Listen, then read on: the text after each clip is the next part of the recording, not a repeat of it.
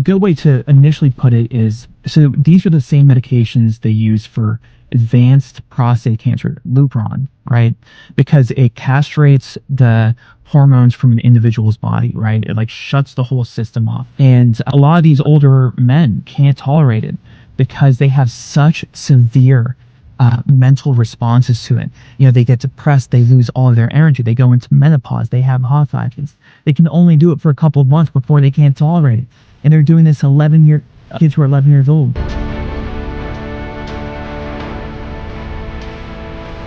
Hey everybody, welcome back to the channel. Today we're going to be talking about puberty blockers, detransitioners, everything that's happened over the last couple of years with regards to that. And even that the FDA came out years ago and said that puberty blockers had considerable risks attached to them, especially obviously for our youth.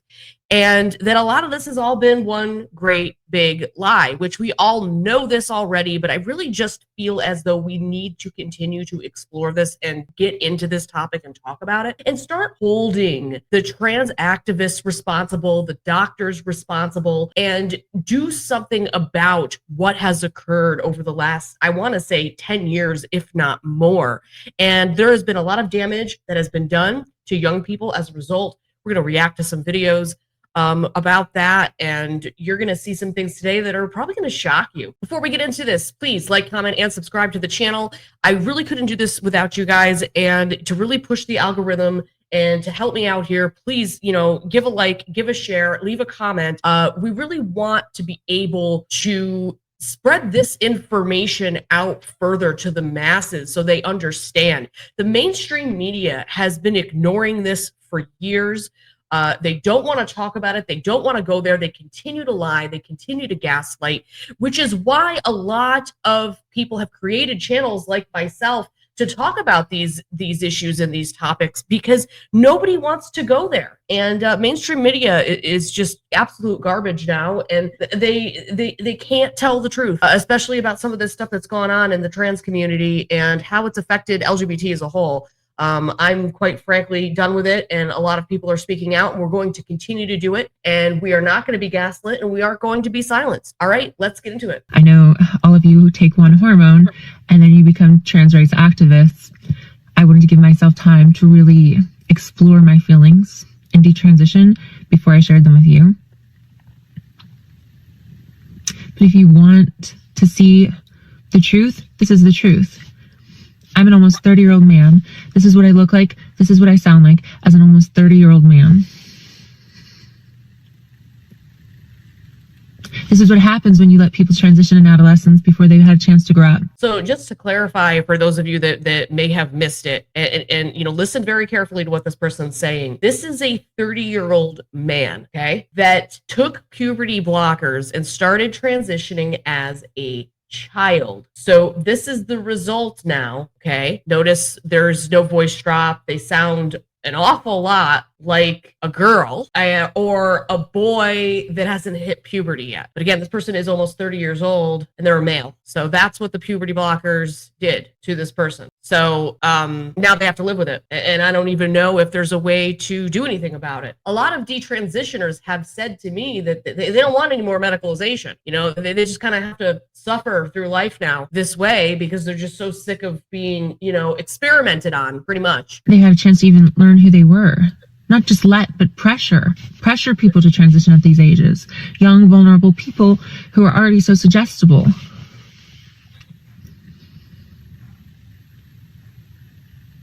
And I feel like everyone is ignoring the pain because they are afraid that it threatens their choices and their narrative. If you want to transition in your 20s, you've had a chance to be a man or a woman, and this is what you want to do, okay, that's one thing. But the active pressuring of people to transition so they can preserve their femininity, which is what happened with me. I was told that if I allowed myself to age, that I would become masculine and that it would never be possible, and that I would do it anyway, and that I would be a more masculine transgender person like them. And so I made the choices that I thought were right for me at the time. I do take accountability. I did it in secret from my parents. I take accountability for all my choices. But when is the transgender community going to take accountability for theirs? For leading me down this path? Yep. This is the face of an almost 30-year-old man. This is the voice of an almost 30-year-old man. Oh my God, guys, that is just, it's terrible. It's heartbreaking. And this person is not the only one. And another thing I'm really sick of hearing is, oh, it's just a few people. It's not a big deal. I don't care if it was just one person. And clearly it's not just one person. So get over it. Okay. Clearly it's many, many people, hundreds, if not thousands of young people that have gone through this and this has happened to. And it should never have happened even one time. One time is unacceptable, let alone hundreds or thousands of times. And honestly, we don't even know. The world still doesn't know how many there are out there. They've been lying about the numbers for some time now, so we're not even sure. I think there's many, many more out there. A lot of them are ashamed.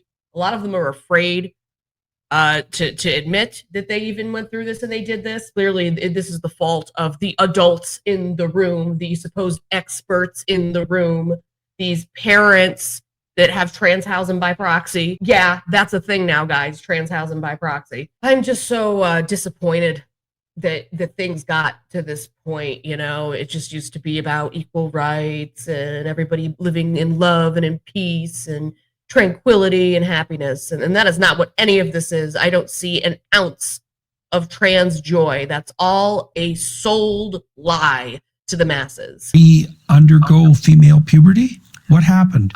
I wasn't sure what would have happened if I stopped. So I had talked about it with doctors and they were like, we don't know. But I sort of progressed a little bit through female puberty, but mostly no changes, just sort of slight redistribution of fat and things like that. Do you know what your reproductive status is? I don't know. How was the issue of your reproductive status dealt with by your physician, your counselor, and your surgeon? It was always brushed over by people. It was always something like, oh, well, how could you worry about that when this child is suicidal? See, they never want to talk about the actual risks. They always used suicide and all that as an excuse and as a way of gaslighting people, being emotionally manipulative, particularly towards parents that were on the fence about this. Would you rather have a dead child, a dead daughter, or a transgendered son, and things like that? Just it's total entrapment is what it is. And to ignore all the other health concerns because supposedly this person's going to unalive themselves if they don't go through with this is just absolutely absurd. All right, so now we're going to look at this doctor who talks about puberty blockers. And I want you guys to listen very carefully to what she says. And we'll talk about it in between a little bit too. I'll point some things out that I noticed, you know, of course, put it in the comments what you noticed. But they basically tell on themselves about what these blockers are and how they really don't know shit about anything and what the goal really is here. So this is just absolutely insane. Hello, my name is Karen Selva. I use she and her pronouns. I'm a pediatric endocrinologist and I'm sorry, I just want to say no shit, Sherlock. You use she, her pronouns. I mean, this is just this activism bullshit. It goes right into actual doctors. This is an MD. medical director of the Randall Children's Hospital T-Clinic. This clinic provides multidisciplinary care to transgender or gender-expansive youth and their families. Today, I would like to discuss the use of pubertal suppression or puberty blockers in transgender and gender-expansive youth. Puberty blockers work at the level of the pituitary gland, and they actually suppress the release of the LH and the FSH so that the sex organs are no longer stimulated. The ovary doesn't produce estrogen anymore, and the testicle doesn't produce testosterone. Well, we're off to a really good start. That sounds like it's really promising. And for those of you that want to keep defending this and using the idea that they use this for, you know, people that are in precocious puberty or whatnot, I even question the validity of that and whether or not that was even necessary, okay? Because the drug that we're talking about is extremely powerful, and we're going to get into that more later. Thus, the signs that we see from these hormones are blocked and don't progress in puberty. not paused, blocked. What are the benefits of using puberty blockers? Well, the main benefit is that they prevent the unwanted and permanent effects of puberty, and thus future surgery. I can't even believe what I'm hearing. They prevent unwanted permanent effects of puberty, as if puberty isn't part of every human being and a process that every human being goes through naturally to develop from a boy or a girl into a man or a woman. That is insane to me, that you would deprive a child of that on purpose with the use of drugs. What are we doing here? You're going to find out exactly what it is that they're doing, because they're going to tell you. Surgeries can be avoided as an adult. We can prevent the need for any chest reconstruction in affirmed trans males or facial feminization surgery in trans females. They are also reversible, and thus, Why? if the patient decides to stop using pubertal blockers, their endogenous puberty will resume. Yeah, but how much damage did you do before their puberty resumes? There's a lot of holes in this, and if you didn't notice, they told you right here that the main point of this is for aesthetics. So they're doing this for aesthetics while simultaneously ignoring what all the other risks could possibly be, such as infertility, brain development issues, bone density problems down the road later in life. There are a lot of things that they've uncovered that they don't talk about. They deliberately sidestep. I mean, this is like unbelievable. This should never have been allowed. As previous. Using pubertal blockers can alleviate the depression or worsening gender dysphoria that is often associated with progressing puberty. That has also been proven wrong, that it's actually making young people more suicidal. It's made young people more depressed, more anxious, because you're messing with their hormones and their development and the chemicals in their brain and everything else. Like, this is common sense. Like, when did we get so stupid in society, is what I'm wondering. That people bought into this or thought that these people were telling even a grain of truth about any of this. What the hell are we doing in society? We're not even doing it to adults who can consent here. We're doing it to children who can't consent. These young people can't even drive a car. They can't make adult decisions. They can't drink alcohol. They can't do anything, but yet they can decide their entire future about whether or not they want to be a man or a woman. Changes. And lastly, the use of puberty suppression is recommended by the Pediatric Endocrine Society in their clinical guidelines for the treatment of transgender and gender diverse youth. What are the potential risks of puberty blockers? The practice of using puberty suppressors in transgender youth is new. Yeah. Since the first clinical guidelines were only published in 2009. Thus, we don't have long-term studies with long-term outcomes and data yet. That's all they had to say about the risks.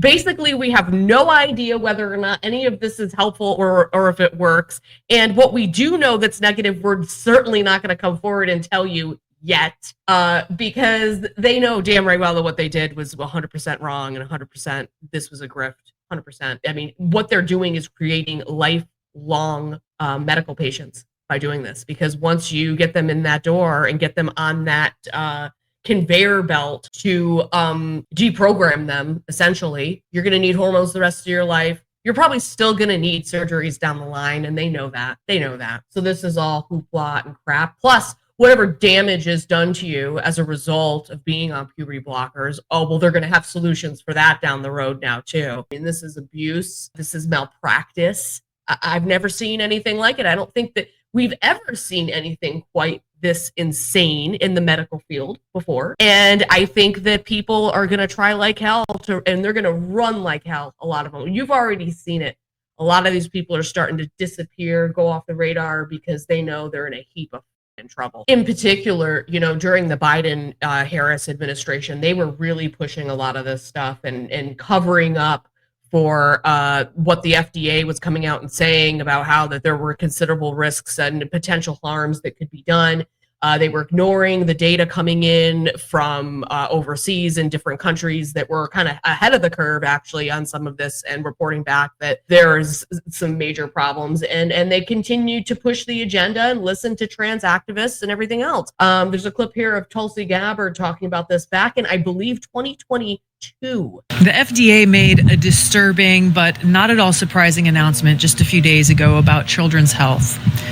Now, if you haven't heard about it or if you missed it, it's because the mainstream media and the Biden-Harris administration have been completely silent on it. Now, this warning that the FDA issued was basically saying that puberty blockers can cause serious health risks for our kids. Unfortunately, at almost the exact same time the FDA issued this warning, Biden-Harris administration officials were making public statements actively promoting the use of puberty blockers and irreversible surgeries for kids. Now, let's be clear. This administration is dangerously promoting child abuse. They must have been making money on it or something. They must have been getting their pockets lined somewhere through some big pharma baloney, because why else would you do that? And how unethical of people to knowingly do that. You can't tell me that they didn't know. These are our top leaders in the world. And you're going to tell me that they didn't know about this and that they couldn't do anything about it? I mean, are you kidding me? And honestly, this is one of the reasons I think Trump got elected. I think there were a lot of people that otherwise maybe wouldn't have even voted for him, because this was a subject matter that was so important to people going into the 2024 presidential campaign an election. And I warned a lot of Democrat friends of mine. I said, I don't think you understand what you're up against here as far as this is concerned. And that this is not just some conservative propaganda that's occurring. Children who believed they were the opposite sex, or, one of the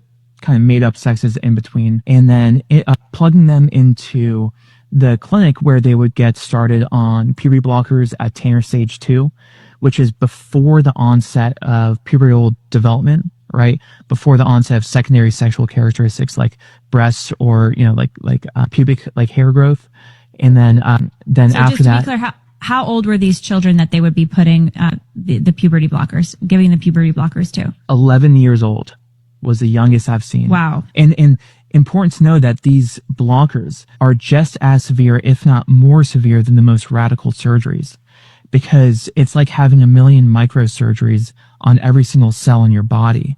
And they do it, the effects these hormones and medications have is to change almost every single natural physiological structure in your body, because, there's no surgery in the world that can deprive your brain of the hormones necessary to become an adult, or, make your bones as brittle as like an old woman, and that's what they're doing to these kids starting at the age of 11 years old. So just to be clear for folks listening, what are the consequences, the potential risks of starting to take puberty blockers at 11 years old? A good way to initially put it is, so these are the same medications they use for advanced prostate cancer, Lupron, right? Because it castrates the hormones from an individual's body, right? It shuts the whole system off. And a lot of these older men can't tolerate it because they have such severe mental responses to it. They get depressed, they lose all of their energy, they go into menopause, they have hot flashes. They can only do it for a couple of months before they can't tolerate it. And they're doing this kids who are 11 years old. And that's what I was trying to say earlier, is that this thing, it makes you more depressed. It makes, if you're already in a mental health crisis as a young person, and then you're applying Lupron to them and you're messing with their puberty on top of just having the drug in your body to begin with. I mean, it's got to be just absolute agony for these young people. But then it became so commonplace, and then it was like, save the trans kids, and it was like, huh? How about save kids from this? Because this sounds awful. And we have a whole gaggle of detransitioners to show us how bad it is. I did an interview with a detransitioner not that long ago, an adult detransitioner that transitioned as an adult. So if this can happen, if you could be captured by this ideology as an adult, you certainly can be captured by this ideology as a child. All affirmation does is push you into the healthcare system faster. They don't want to waste any time. And what really they're telling you is, we're lazy and we don't want to take the time to figure out whether or not somebody's actually trans. We just want to push you into the system and get you going so we can ka-ching, make a bunch of money off of it. Check out this clip with Jillian Michaels and somebody that actually did the research behind some of this gender affirming care stuff and the money that's been made from it. So there are 300,000 transgender youth as of 2022. That population has doubled since 2017. There are 17,000 minors on puberty blockers. And the increase in chest surgeries, mastectomies for minors was 389% between 2016 and 2019. So you know, the argument is it's nothing. It's nominal. It's such a small, who cares? Gavin Newsom has even said that himself. Why are we litigating this? Such a small amount of people. Like, first of all, any child that you're sterilizing, you're compromising the development of their brain, their bones, you're taking away sexual function for the rest of their lives. Correct.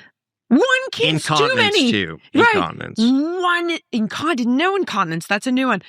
Like, one kid is too many. Yes. But they're lying about the numbers. That's what's even crazier. It's such a small. So who let me cares? give you It's such a small number. But what do you mean? yet, who cares? it's not a small industry. Okay. In 2022, the market size, okay, this includes the surgeries, revenue from the surgeries, and revenue from the hormone treatment, was $4.1 billion. In 2018, that was in 2022. In 2018, it was $2.94 billion. Oh my God. And by 2030, it is expected to be $7.8 billion. That is a 8.4% compounded annual growth rate. That exceeds the healthcare industry, which is only growing at 5%. Now, here's something really shocking I found. Surgery revenue for transgender surgeries in 2022 was $2.5 billion. Okay. The total cosmetic surgery market in the United States for that year was $16 billion. So trans surgery represents 15% of the revenue for cosmetic surgery in the United States in 2022, despite the fact the trans population is 0.6% of the population. I mean, that's absolutely insane. Did you hear those numbers? It was just incredible, those numbers. There's no denying at this point that this was a money-making scam and that this needs to stop. And this needs to be exposed again and again and again. And I don't care how sick and tired people get of hearing about it. People need to hear about it. People need to see it for themselves. Just how wrong this all turned out to be, and the accountability that needs to come out of this from the doctors, from the activists in the LGBT community. Show some accountability. If you do that, then maybe it won't go down as bad in history for y'all. If you just admit that you were wrong. But it's more than that when you do it to a kid, because what happens is they essentially do not go through puberty. So number one, most importantly, you will sterilize them because you don't undergo the exposure to the hormones that allow the maturation from immature sperm to mature sperm or immature eggs to mature eggs. So if you never undergo that process, you never develop the cellular architecture necessary for fertilization, right? And then you can also develop, like in boys, a permanent micropenis, like in the case of Jazz Jennings. Yep. Right? Because his puberty was blocked, he never underwent the growth of his sexual organs. They're sterilizing an entire generation of young people over this. And if you don't think that's serious, or you don't think that's a problem, or you don't think that is emotionally, mentally, physically scarring to these people, and that doesn't get you in some type of way, you're part of the problem. I mean, solid science, okay, saying that this, you are basically messing with brain development when you block puberty. And this is interesting though. You're messing with it when you block puberty at the natural time when the body is supposed to go through. In a healthy adolescent who is gearing up, probably already has started puberty as well. They normally have started. and then you block it, that's when all of the problems are arising. And then, if you never let them have their natural gonadotropin releasing hormone process go forward, then you're essentially going to end up putting their brain at risk for maldevelopment in certain areas. So we know that. So there you have it, guys. I mean, there are severe consequences for putting children on these blockers and trying to tell the world that they're trans. I mean, there is just absolutely no scientific evidence at all of any of that. These children haven't even had a chance to go through puberty to figure out whether or not they want to experience being a man or a woman. They don't even know what that is because they haven't done it yet. So to me, it's just we've deprived these kids of their choices as an adult. These adults have made these decisions for them on their freaking behalf, and then they go like this. I mean, I don't know how they've gotten away with it for so long, but I don't think they're going to get away with it anymore, especially with all of us out here speaking out on this. Please tell someone about what's really going on, that this is hurting our society. It's hurting our world, and it should not be stood for. And every single person in this room should be speaking out against it. I don't want to hear it anymore about Save Trans Kids. I really, really don't. And with what we have going on in the world now, we just recently had that shooting up in Minnesota, and that shooter was a trans woman. Okay. And they started going through transition when they were young. I don't know the details about whether or not they were blocked or what happened there. But what I do know is that secretly they were miserable. They wrote about it in their manifesto. They made statements about how they really didn't want to be trans. They still were, because believe it or not, what goes on in these sort of cult groups that they cluster together, these trans groups of people and part of the ideology and a lot of the internet spaces, and they make statements like death before detransition. They convince themselves they'd rather die than detransition because they can't face the emotional agony and that they have to deal with, the embarrassment, whatever else, and taking accountability, I guess it could be part of it as well. There's people that have died over this. Guys, let me know in the comments what you think. And again, please like, comment, subscribe to the channel. Get this pushed out there as much as you can, because this is a serious topic for everyone that's in the LGBT community, that knows someone that's in the LGBT community, that knows someone that has been harmed by some of these things.